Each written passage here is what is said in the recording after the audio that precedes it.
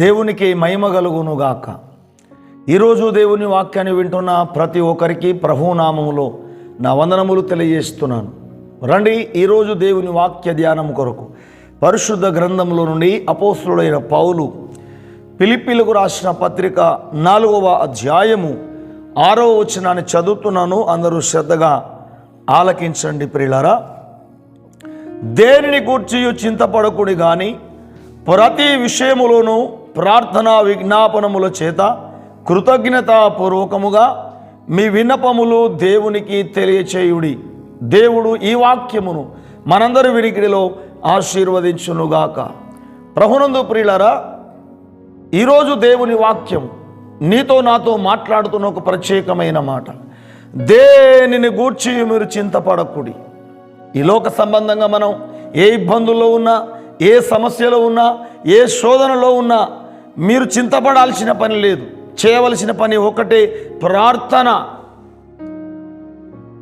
మీరు నమ్ముకున్న దేవుడు గొప్పవాడు గనక 1 యోహాను 4:4 మీలో ఉన్నవాడు లోకములో ఉన్నవాని కంటే గొప్పవాడు అని దేవుని వాక్యం సెలవిస్తూ ఉంది. ఈ లోకములో సాతానుగాడు ఎన్నో రకాలుగా దేవుని ప్రజలను ఇబ్బంది పెట్టినప్పటికీ దేవుని ప్రజలకున్న ఆయుధం ప్రార్థన. ప్రియులారా, యెషయా గ్రంథం 54:17 వచనం చెప్తూ ఉన్న మాట ఏంటంటే, మీకు విరోధంగా రూపింపబడిన ఏ ఆయుధము వర్ధిల్లదు అని దేవుని వాక్యం సెలవిస్తూ ఉంది.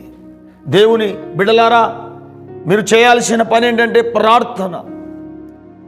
అందుకే దావీదు మహారాజు 63వ కీర్తనలో 1వ వచనంలో, దేవా నా దేవుడవు నీవే, వేకువనే నేను నిన్ను వెదుకుదును అంటున్నాడు.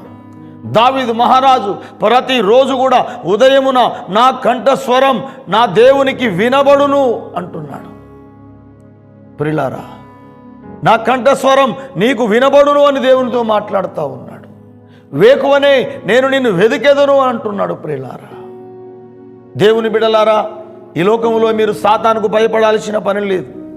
ఈ లోక సమస్యల కొరకై భయపడాల్సిన పని లేదు.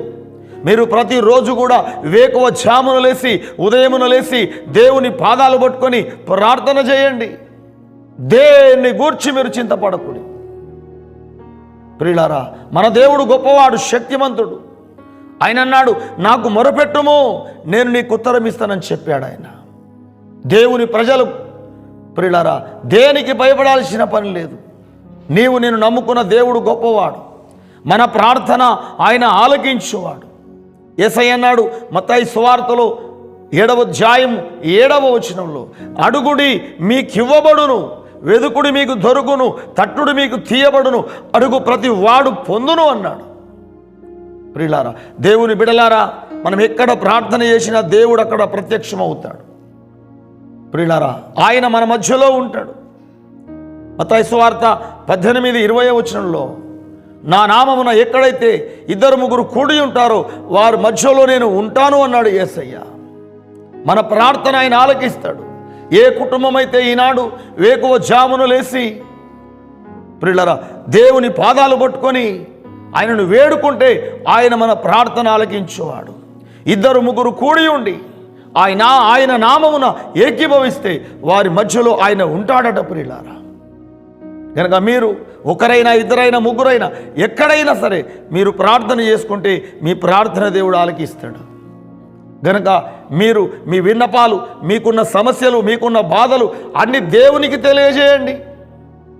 అందుకే పౌలు అంటాడు ఫిలిప్పీ పత్రిక 4:19 అంటాడు, ప్రియులారా, కాగా దేవుడు తన ఐశ్వర్యము చొప్పున క్రీస్తు యేసునందు దేవుని మహిమలో ప్రతి అవసరత ఆయన తీర్చును అంటాడు. ప్రియులారా, మీరు మొరపెట్టండి, ప్రార్థన చేయండి, కానీ చింతపడాల్సిన పని లేదు.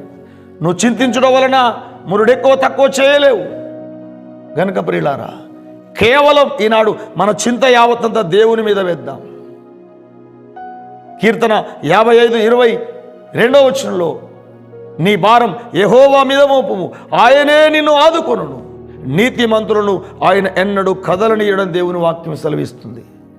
దేవుని బిడ్డలారా, మనమందరము కూడా దేని గురించి కూడా చింతించకుండా ప్రతి విషయంలో మన భారము దేవుని మీద వేసి, మన చింత యావత్తు దేవుని మీద వేసి, నీకే బాధ ఉన్నా, ఏ ఇబ్బంది ఉన్నా మొరపెట్టు, ప్రార్థన చేయి. వేకో జామున లేవు, ఆయన పాదాలు పట్టుకో, ప్రార్థన చేయి.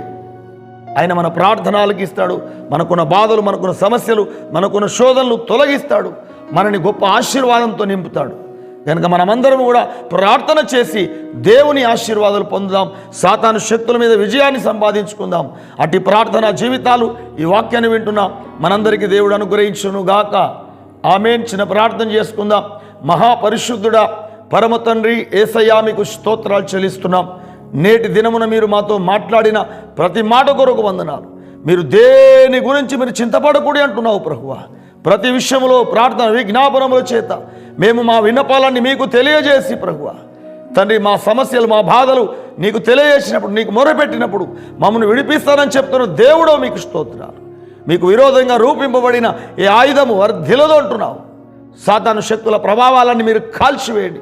ఈ వాక్యాన్ని విన్న నీ బిడ్డలందరినీ మీరు దీవించండి. ఎవరైనా ఏ సమస్యలతో ఉన్నా, ఏ శోధనలతో ఉన్నా వారందరినీ కూడా మీరు విడిపించండి.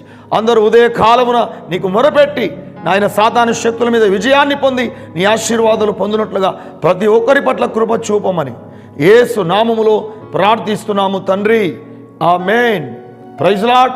దేవుడు మిమ్మల్ని, మీ కుటుంబాలను గొప్పగా ఆశీర్వదించునుగాక.